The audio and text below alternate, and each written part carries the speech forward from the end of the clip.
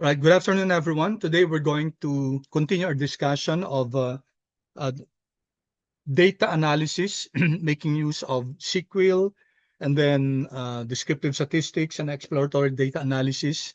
So far, what we have done was to learn the use of dplyr as a package in order to do SQL functions. So let's have a quick review of that. We use the quant mode function in order to download some stock assets asset prices.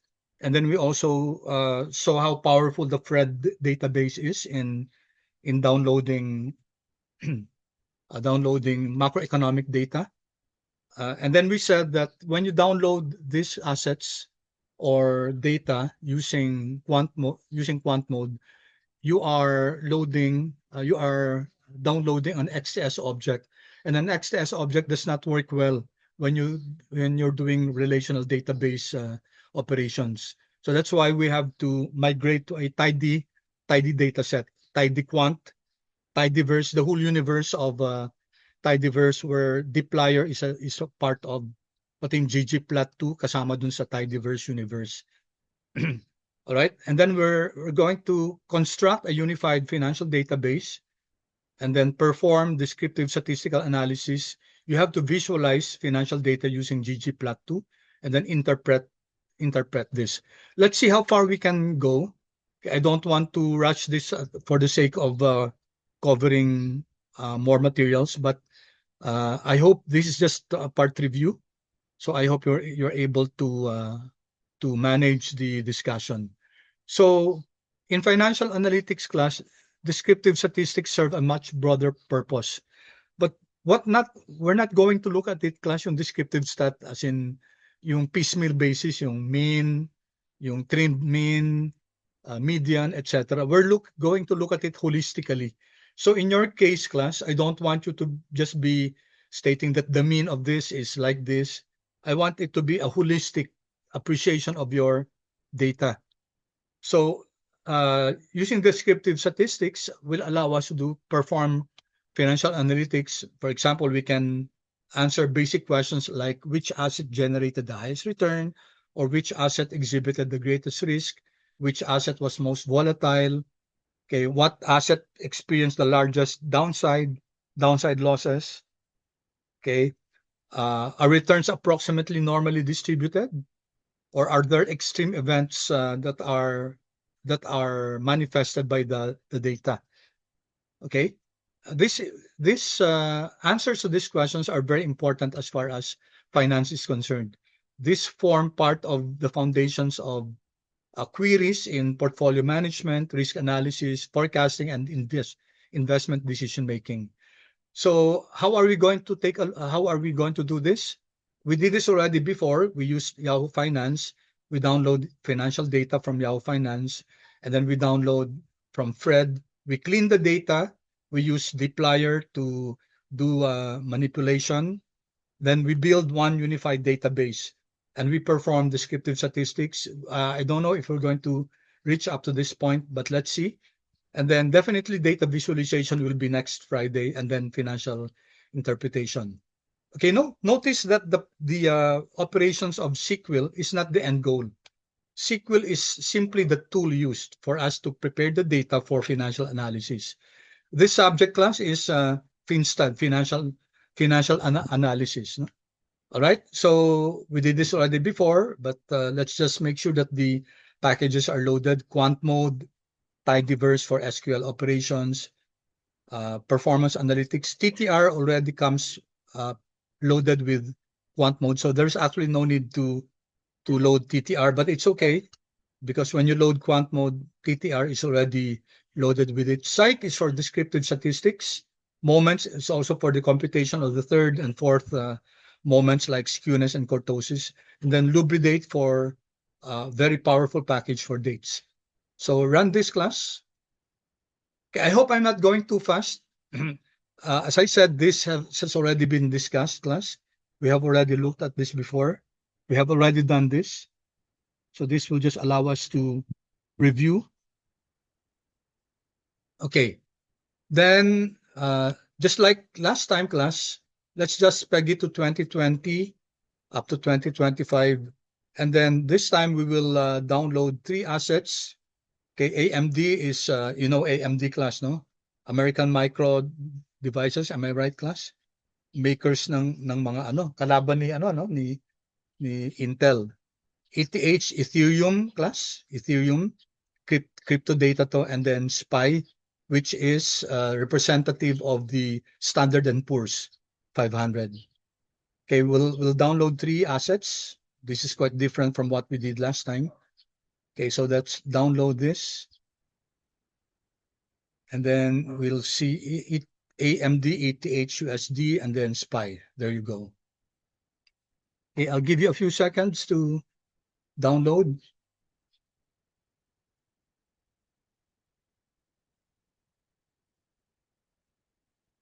Thank you.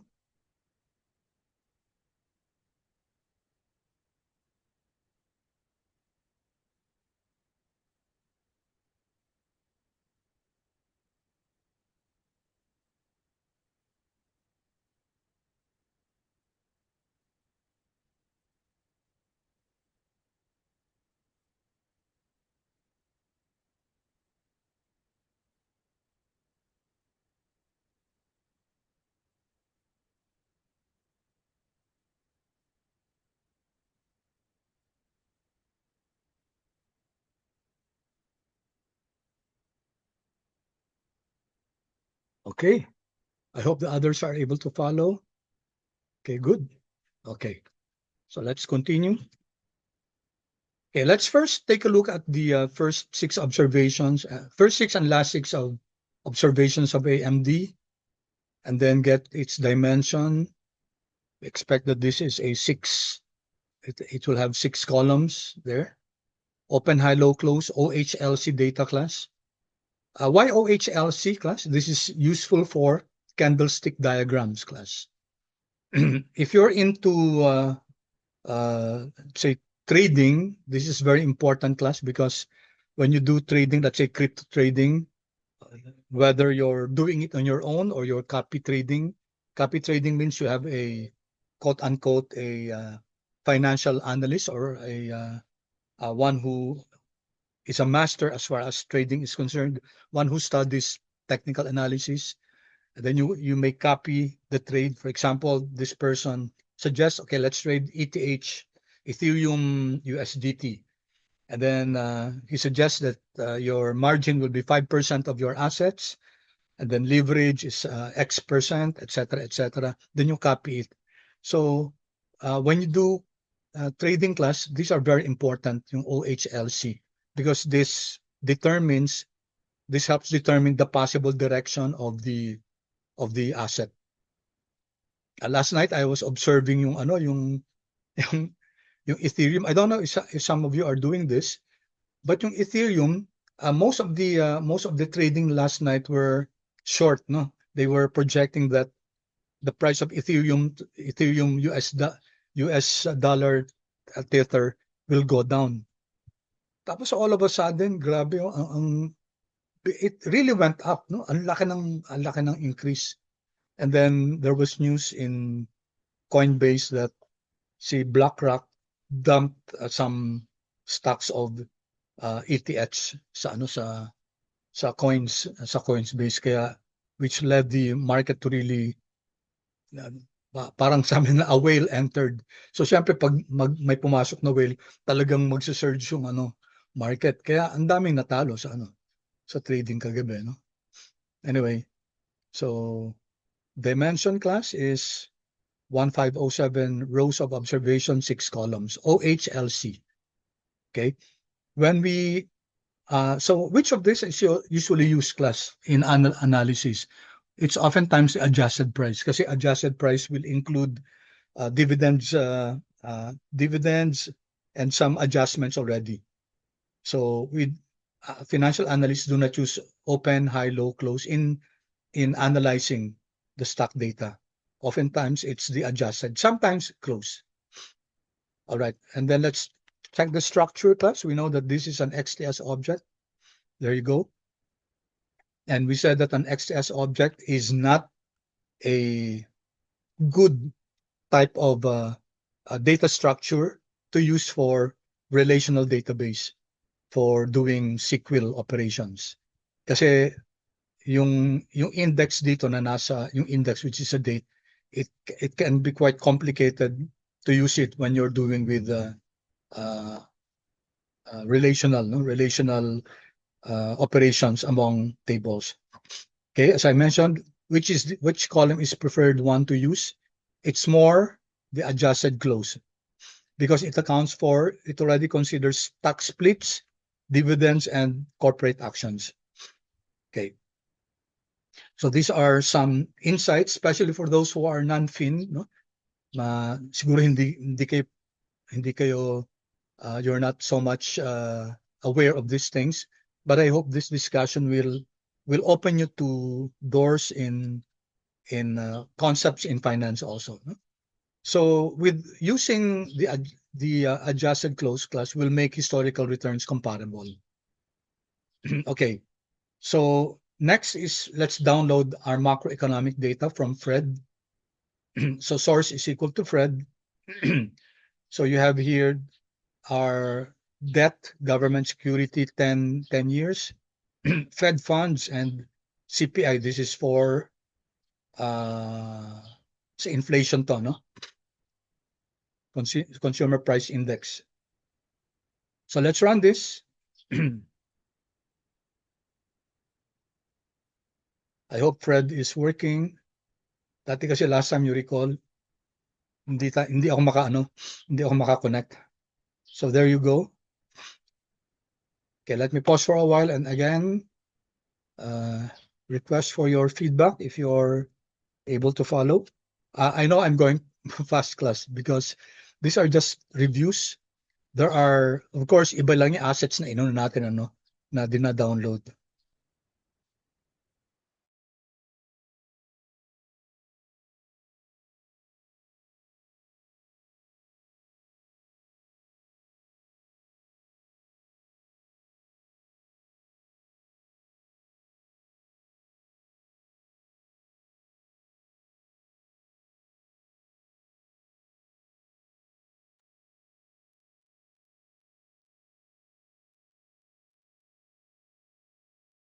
All right, while you're doing this, one of you please check what is CPI, AU, CSL, and then what is Fed funds. In DGS 10, we took this last time, di ba? Ito yung debt, government security, and then 10. Okay, sige, Josiah, can you check what is Fed funds? And Jay, can you check what is this ticker symbol, CPI, AU, CSL? Sige lang, thank you. Yes, sir. I'll look it up. So i-chat nyo na lang, i-copy nyo kung ano, so that your classmates will know what this indices are. For that matter, everyone, please, check na lang, no?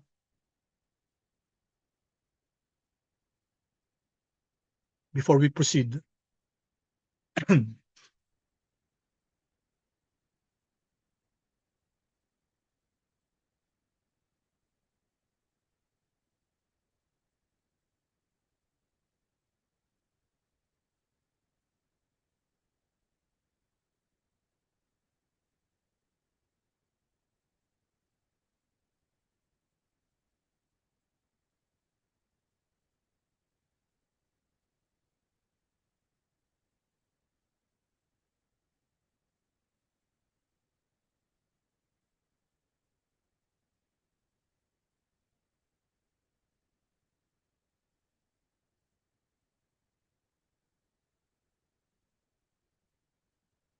Okay?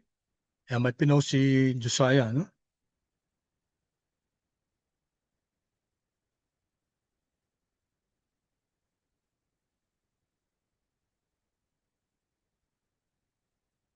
Okay, thank you, Josiah. So I hope you got that class. Effective interest rate class yung Fed funds. And then yung CPI class, consumer price index yan. So it's a measure of inflation. In particular, lahat ng for all urban consumers, seasonally loaded or adjusted. So this is US inflation rate. And okay lang naman kasi US tax naman tayo, no? Okay, why are we using US? Kasi class yun ang available. That's the main reason. Okay, it's easily loaded. Just for context, para parehong context.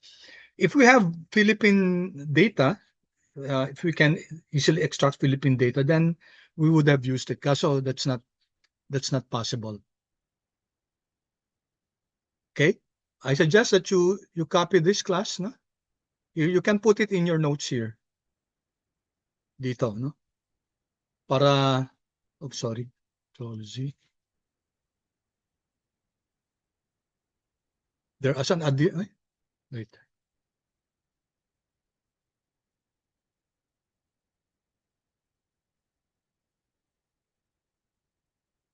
For added context class, for added notes, I suggest that you do this.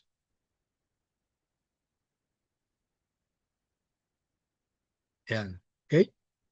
All right. So let's examine class. Let's examine yung gawin na lang natin first 3 observations. 3 observations and then 3 observations. Okay? All right. DGS10, yung first row kagad NA, no? Okay. And then Fed funds.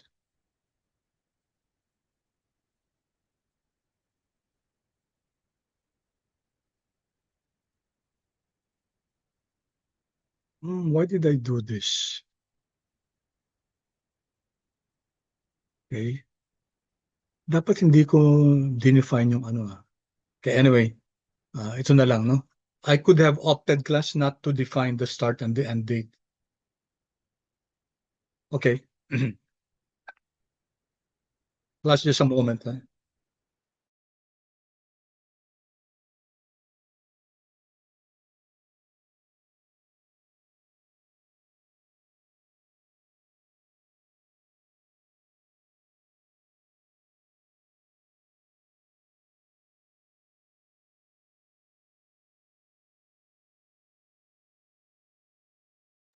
Okay.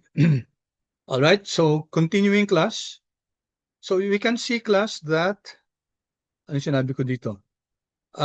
This data class, the macroeconomic data which we extracted from Fred, they do not look the same as the stock data. Kasi OHLC yung stock data natin eh. Di ba? Ito one unitary ano lang to, unitary time series data. Univariate lang siya, no? You have only one data per macroeconomic data, only one variable per series. And then you notice that there are different DGS10 is daily. Fed funds class interest rate is what? Monthly, no? 1, 2, 3 by month. And yung consumer price index is also monthly. So they have different reporting frequencies, and most probably there will be NA values, missing values. And also, one main difference is that yung mga stocks class, there are traded assets yan, but the macroeconomic data are not traded assets. Okay, DGS10 is not traded. Of course, iba yung iba yung lending ng iba yung lending ng government. Okay, so taking a look at the dimension class, let's take a look at the dimension of all the assets and the macroeconomic data. Sorry. ETH, ano ba yung ano ko? What did I use?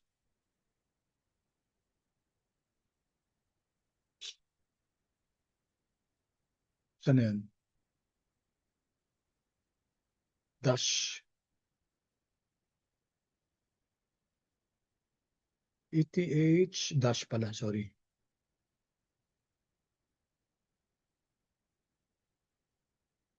Okay, kindly correct this class.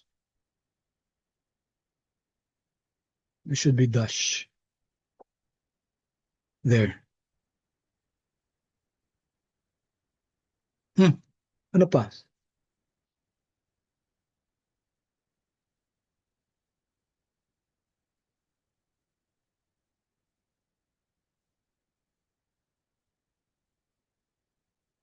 ETH USD.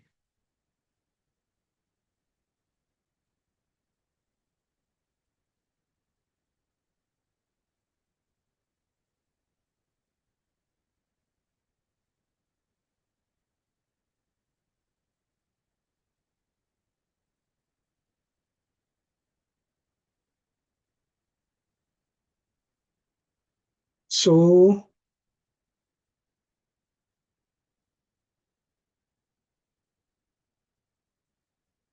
will it need this, ano? Wait lang.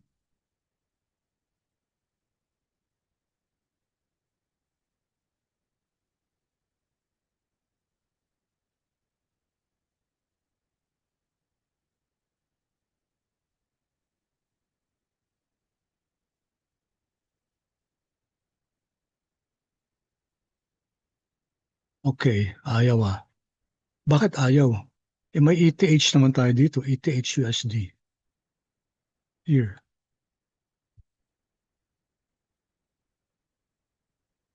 Should I rename it? Okay. Oo nga, single and, yeah. Ano sabi mo, Jay? Single and double quotes don't work. Pero, I was not choosing any quotes here, eh. Diba?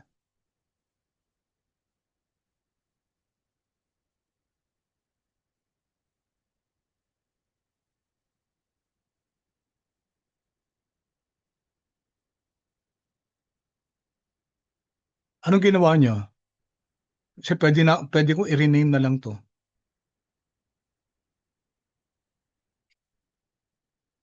Let's see. ETH, para wala ng USD. Will this work? Yan. Okay? Alright. So, ETH na lang para ano, okay, para mas madali pa isulat, class. Ayan, okay na, no? There. So, what I did was, just to rename, kasi minsan, just like GSPC class, ang ticker symbol niya may asterisk, may caret symbol. Pero pag gagamitin mo na yung caret symbol, ayaw na niya, no? So, very tricky sometimes yung mga ticker symbols.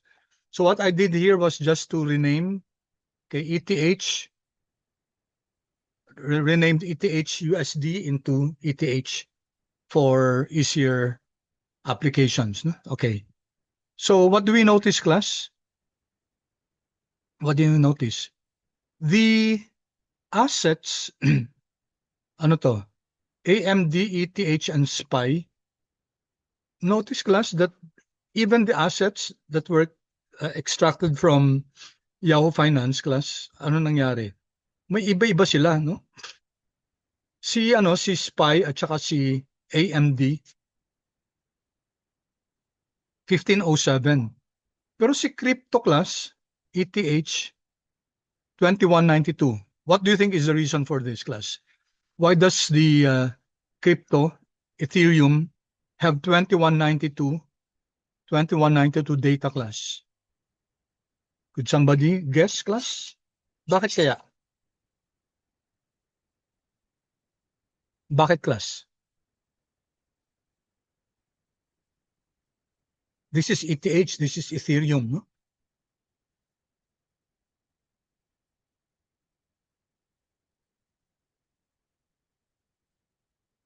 Why? 2192.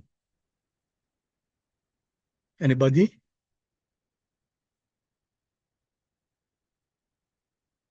Okay, sabi ni Jay, it changes more frequently than the others, thus having more observations. Okay, it changes more. Tingnan natin, ha. Let's take a look at ETH. Okay, dito na lang. Here, class. Control Alt I. And then let's get the head. ETH. Yung first 30 observations. Yan. Tingnan yung class. 1, 2, 3, 4, 5, 6, 7, 8, 9, 10, 11, 12, 13, 14, 15, 16, 17, 18, 19, 20. So that should already answer your question, answer that question. Ano yung class? Kasi, ano class? Notice open, high, low, close din yan, ha? Pero, ito class, yung crypto class, what about crypto? Oh, sige. Compare natin kay AMD class. O ganito let's say ETH, yung adjusted.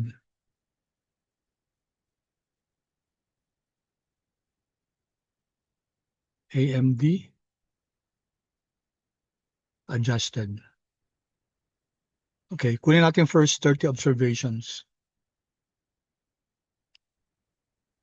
Okay. So si ETH adjusted class, 1, 2, 3, 4, 5, 6, 7, 8. Ilang observations yan? 30. Si AMD, walang 1, 2, 3. Walang 4, 5. Walang 4, 5 class. Walang 11, 12. Oh, walang 18, 19. Wala nga rin 20 dito eh. So what class? Crypto class, 24/7. No? Yung trading yan. Okay? Ayan, ito pala may answer pala siya, no? ETH trades on weekends too. Okay, tama, no? Unlike yung mga regular stocks class, walang weekends yan. No? So that's why there's a difference between the dimension of these assets. Okay. Si this is DGS 10 1566. Okay, 1566. Tapos si monthly data to, no? Daily data tong DGS 10, yung Fed Fed funds monthly and then also si CPI, no? Monthly din. All right, you with me, Ka, so far? Hello, class.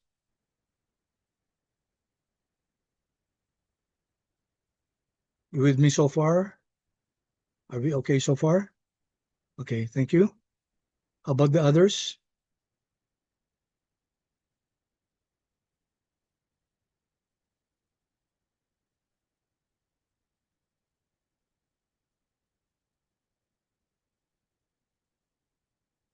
Okay, I hope this helps, class, yung mga notes na linalagay ko dito, no? Note that financial data come from multiple sources, class. Although from Yahoo Finance, class, yung in-extract natin, it doesn't mean na lahat yun galing sa Yahoo Finance. Iisa lang. Yung iba could have come from Nasdaq na naka sa Yahoo Finance. Yung iba nasa CoinGecko, maybe. So yung mga crypto, hindi naman nakatrade yan sa hindi siya nakatrade sa stock exchange, no? So it's being traded in other platforms. That's why there's a difference between the dimension of our data. So sabi nga natin dito, cryptocurrency trades 24/7. Stock markets, on the other hand, business days lang. Macroeconomic variables, either daily or monthly. Public holidays differ from weekends. Okay? All right, so we can see here that financial data sets have different structures. It's important. Different structures, for example, is stock data natin, OHLC siya, plus volume plus adjusted. Then you have different trading calendars. Okay, so these are important things that we have to realize about financial data. All right, so let's now prepare na natin yung data natin for SQL analysis. So section 2 na tayo. At the end of this, we just finished section 1, which is to download the data. And then we're now going to convert the XLS objects into tidy tables. The purpose is that we're going to do SQL, no? Structured query language operations. And I have tried using that in XTS, and it's a headache, class. Kaya when doing SQL, I always use tidy data, tidy tables. So these are what we're going to do. We're going to select only the required variables. We're going to do renaming. We have done this in the past. Okay, computation using mutate. and we're going to create a clean database for SQL manipulation, right? So my question is, why can't we analyze, class, the raw data? We can't analyze the raw data, class, kasi magkakaiba sila, no? We cannot, can we immediately compute for descriptive statistics using the downloaded data? No. No. Kasi nga magkakaiba silang data structures. Yung stock data natin, OHLC, no? Yung iba naman, ano lang, yung date lang at saka yung data. So we need to first construct a clean data set. And this is where dplyr from the tidyverse package really comes in very handy. So let's create now an AMD table class. We use the function table where we extract a column. We create a column called date, and it's extracted from the index of AMD. Okay, remember, class, just by way of again, class, if we get the head of the index of AMD, and then just the first three, for example, what will this give us, class? Ayan, yung mga dates, no? Okay, and then you can also get the core data, okay? Ganun kasi yung XTS objects, class, no? Three main parts, yung index at saka yung core data. The core data consists of your open, high, low, close, etc. Okay, so what we're doing here is we're creating an object called AMD table, and it's a table. It's a special data frame where the columns are date and then adjusted close. So we're going to extract it from AMD, okay? And then yung ASDAT numeric natin, yung adjusted price ni AMD. And then let's take a look now at AMD table. First 6 observations, this one, no? So there's a column called date, and then there's this adjusted close. All right, pause again, class. I don't want to sacrifice, class, yung speed at the altar of quality discussion. Baka some of you might having difficulty keeping up with the pace.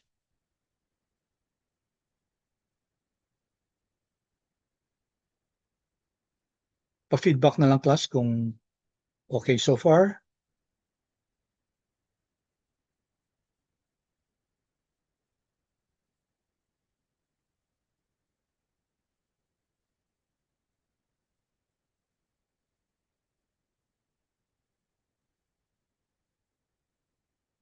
Pace is okay, good, thank you. Thank you, Jay, thank you, Carlo. About the others?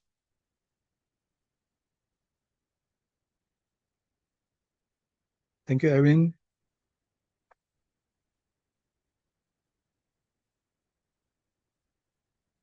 I do hope, class, especially our friends from computer science or the other fields, kasi meron tayong tatlong fin students dito, and then there are those from the other colleges. I do hope that this opens you to to what we're discussing in the finance program. I hope this is added learning for you. And maybe, who knows, some of you will, kasi pwede namang computer science and finance eh. Magandang track record din yan, no? Maganda. All right, thank you for your feedback. All right, so let's continue, class. Let's do the same for the other objects that we created. Let's do the same for Ethereum. So we need to change this. ETH na to, class, no? Kasi if you did what I did a while ago, class, where I changed the ETH into ETH slash dash USD. Okay, ETH na lang. So let's also create this Ethereum. Ito, sorry. I forgot to change this. ETH in dapat to, no? Okay. All right. So same thing, class. And then SPY also, we don't need to adjust this. SPY class is an exchange traded fund that mimics the Standard and Poor's 500. Okay, for our non-finance students, there is an index called Standard and Poor's 500. It's an index created out of around 500 stocks in the US. So it's supposed to mimic the market. It's supposed to be a proxy for the market. So yung movement ng Standard and Poor's 500 class. Okay, let me just show you class. Get symbols. Pakita ko lang ha. Sorry. Here. That's just in the you may put it in your script window. Get symbols. Okay. And then caret class, caret GSPC. This is the ticker symbol for Standard and Poor's. Lagyan na lang natin ng ano, from is equal to start. Parang parehong lang date. And is equal to 2. 2 is equal to end. All right. Get symbols ni GSPC. This is the ticker symbol for the benchmark index in finance. Control enter. Anong kulang ko? Get symbols from. May mali. Wait, there.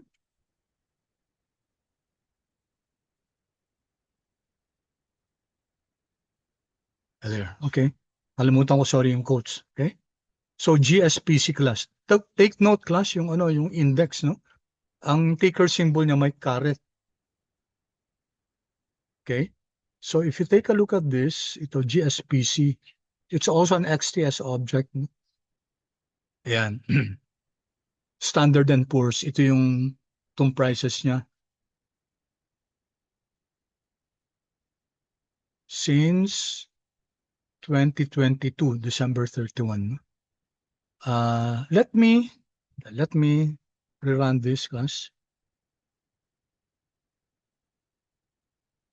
Tanggalin ko yung dates, no?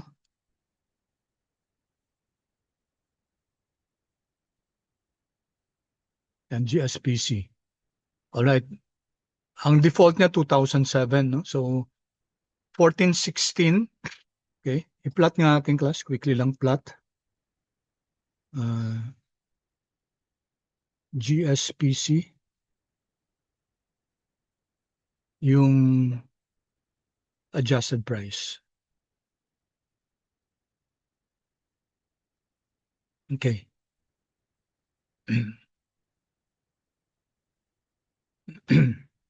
All right. You can see how the index it's supposed to be a proxy for the whole US market, no? It consists of 500 stocks from different industries, from different sizes, from different asset capitalization, etc. So kailan ba nagsimula yung Iran war? Ito dito yata, no? Noong February ng 2025, you can see how there was a dip. Pero ngayon, no? All-time high na to eh. After the signing, medyo the market is already adjusted and all-time high tong price na to ng Standard and Poor's. Okay. This is during the global financial crisis, ito class. No? Nagkaroon ng financial crisis noong 2008 and then this is during COVID. Ito. 2020 pala here. 2020 ng ito July na to eh. So around March, February ito yun. Really prices went down. Ito. Tapos post-COVID naka-recover. Okay. And then ito naman, ito yung downtrend na to. This was during the start of the Iran war. Here. And then naka-recover ulit. Signing. Yan. Ito. Okay. Standard and Poor's class. And SPY, yung dinownload natin, is supposed to mimic, no? It's supposed to mimic yung ano natin. yung Standard and Poor's. It's a good exercise class to try to plot side by side together yung GSPC and SPY. And you notice how the SPY will mimic, no? Will mimic yung Standard and Poor's. I leave that to you as an exercise. Okay. All right. So let me close this. Okay, then we also do the same for SPY. We create that.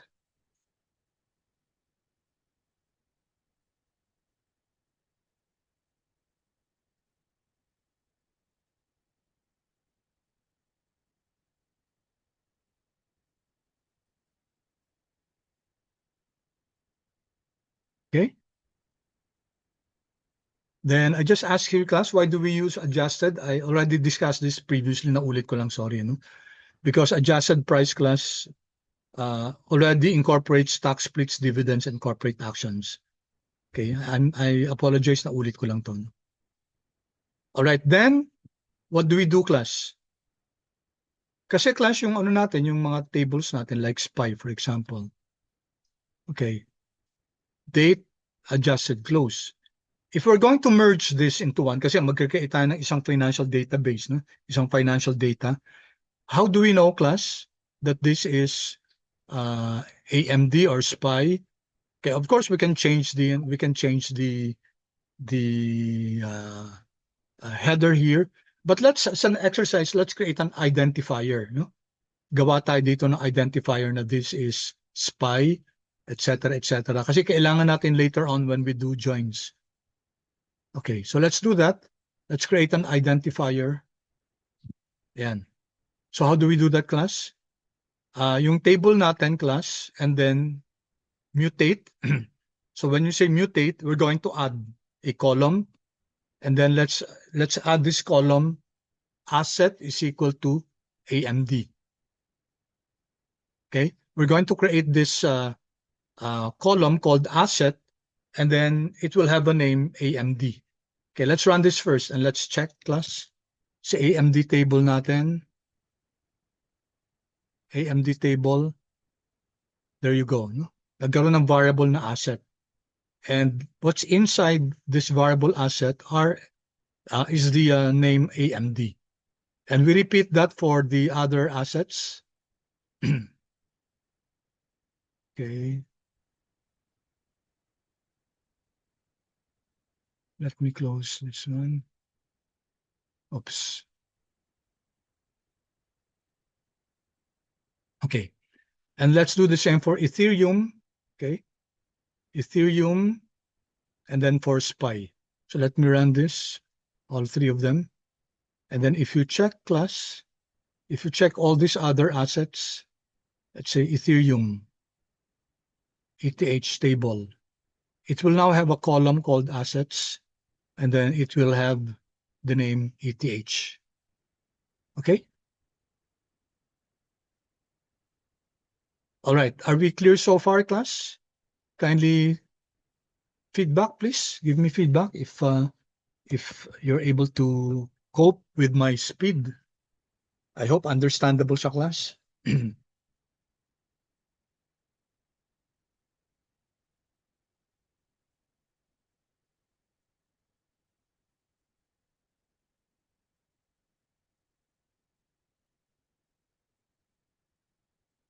Okay, thank you.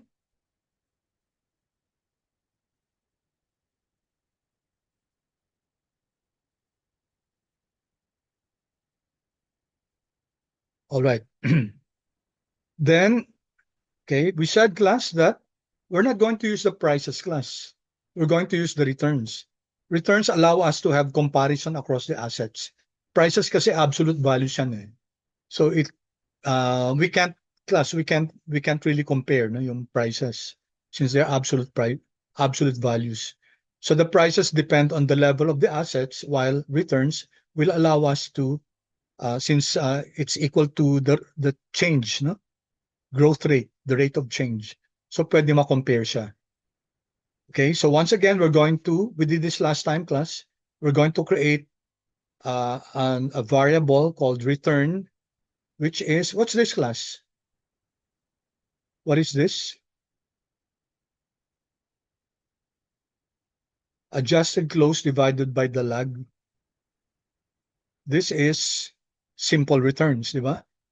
Price at time t over price at time t minus 1. Okay? So this is not log returns. So take note of that, class. No?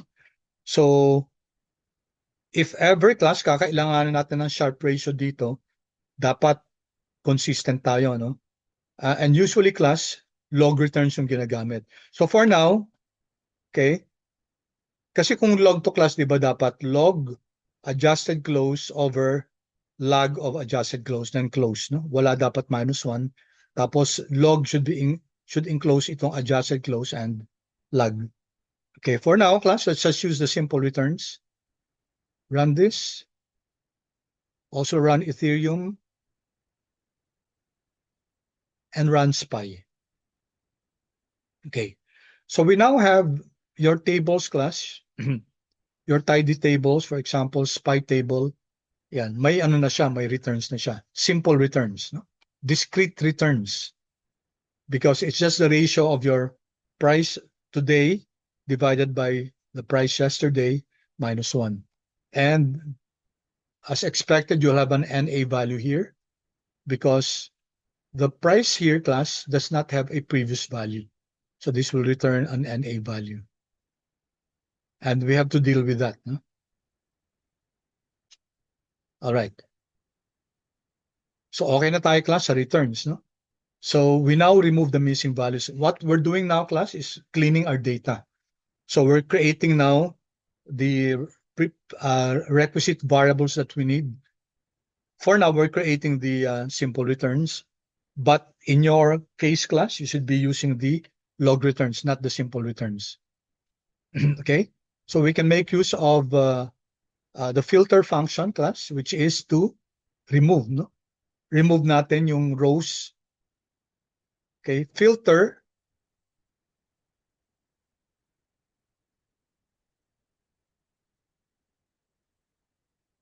Okay? What are we going to filter? Sorry, class. Ang filter is only include, no? So this one is NA, not. So what does that mean, class? Exclamation point here means not. Not is NA. So ano siya, yung parang double negative. So if you filter lang lahat ng hindi NA. Okay, if you check this, class, let's try the first one. Filtering, class, will only include what is in the parameter that's being described. So now 1506 observations, which means what was not included is what was excluded is the NA, this one. Okay, so you also do the same for the other two cases. Okay. So we have now generated 3 tables with date, and then we have the price, we have the name of the asset, and we have the returns, the simple returns. So let's take a look at this data. Now, Glimpse comes from the site package. Okay, and it gives us some metadata class information. So there are 4 columns here. The first column is a data type. The second is double. Then asset is a character data type. And then return is double, which means this can take on decimal places. Okay. So that's using the Glimpse function. This gives us a simple descriptive stat of our data, or not necessarily descriptive stat kasi wala namang ano, no? It's just it's like a structure lang, no? A listing of what's inside your data. Okay, the same thing for ETH and SPY. And then we have here the summary, which you know, very well know, will give us the 6-number summaries for each of our data set. So here for AMD, okay, it gives us the 6-number summary, minimum, first quartile, second quartile, average, third quartile, and the fourth quartile, the maximum. Of course, the date does not have any significance as far as the 6-number summary is concerned. The adjusted close has asset character naman siya, kaya wala siyang descriptive stat. All the prices, yung date lang ang walang, does not mean anything. All right, so these are for the 3 assets. All right, so notice class that our data now consists of yung date, adjusted close, asset, and return. Okay, as I mentioned a while ago, this is now your tidy data set. Every row is one observation, every column is one variable. That's the characteristic of a tidy data set. Okay, so ito naman class, let's now prepare the macroeconomic variables. So let's create the treasury table. Again, table. Let's extract the date from the DGS10 and also the numeric yung DGS10, and then since isa lang naman siya, no? Isang column lang siya, isang variable lang, ito yon. Let's call it treasury 10-year. Let's run this. And also the Fed funds. Okay, we're using the table function. As I said, class, yung table is a special data frame.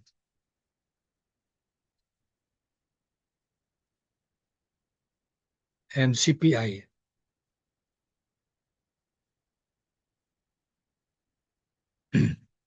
All right, so just one, tingnan natin yung, yan. So meron na tayong class tidy data din, no? Tidy table ni treasury table natin.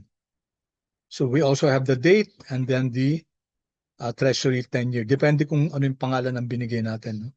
Here, we named it treasury 10-year.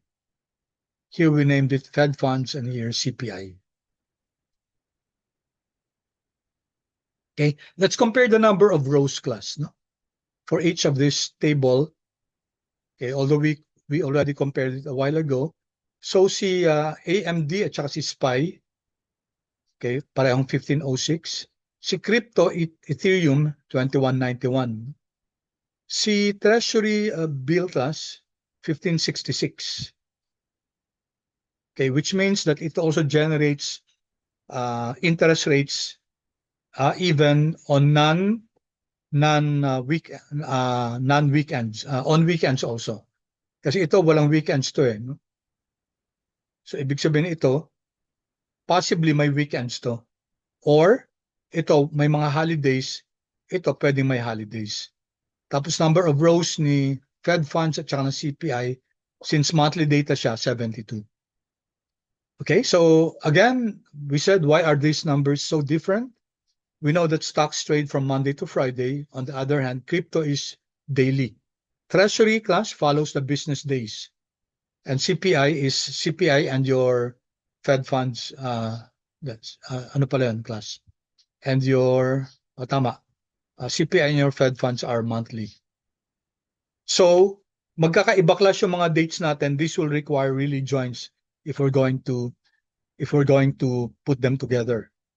All right, so let's first create a summary table, no?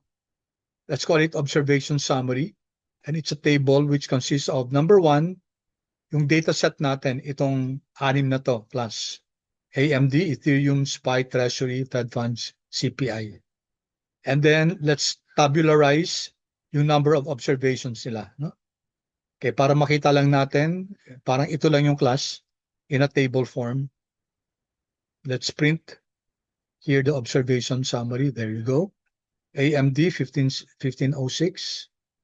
Okay. All right. So ito class yung 6 na assets natin. Tapos ito yung number of observations natin. All right. So we have a few more minutes class. I hope tingnan natin, hindi tayo nakaabot ng yung section 3 class joins yan ha. So I hope hindi natin maaabot, no? At least yung first one tingnan natin, no? So ito class, let's clean this. What is cleaning class? AMD clean, we're replacing the table with clean. Okay. CPI clean. All right. So what's happening here, class? Okay, gagamitin natin tong clean data set natin, class, sa joins, no? So let's just have a summary of what we have done in section 2. Nag-download tayo ng financial and macroeconomic data. Nag-convert tayo into, we converted XTS into tidyvar tables, no? We removed missing return observations. We created clean financial data sets. Okay, kinount natin yung observations, and we prepared the tables, class, for SQL joins. All right, which brings us now to, let me just start yung few of this class. Yung section 3 class, yung nagawa na natin. Di ba? Ito yung database natin, di ba? Andito yung date, andito yung returns ni AMD. Si Treasury naman, andun yung yield natin. Si Fed Funds, yung rate. Si CPI, yung CPI. Okay, we want to consolidate all our data. We want one table. Tapos dapat common yung date nila. But we know, class, that the dates are not common since they have different trading times, no? Or different process times. So let's first rename our variables before joining them. Notice that every asset has a column named adjusted close and return. So tingnan natin ulit yung ano natin. Let's say si AMD.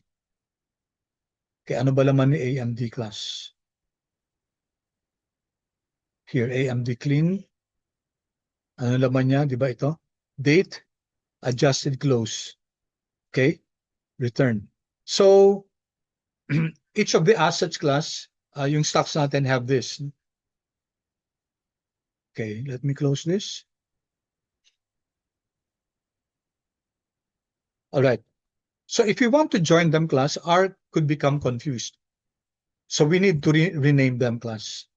All right. So here, ang gagawin natin, class, dito, adjusted close kasi pare-pareho, no? So we need to give a different name. So here, select natin si date, and then let's create now this variable AMD price, which is equal to adjusted close. Okay, and then say AMD return to replace return. Okay, so let's take a look at this, class. AMD SQL. So from clean, meron tayong AMD SQL. Let's see what this does, class. Ayan. Ano nangyari dito? Dito AMD price, no? Tapos dito AMD return. Okay, and then the date. And then do the same for the other two. And then let's examine the tables. Ayan. So nagkaroon ng date, then SPY price, and then SPY returns. No? This one, class, yung old Magritte R, ano? Control Shift M. That's the new symbol. No?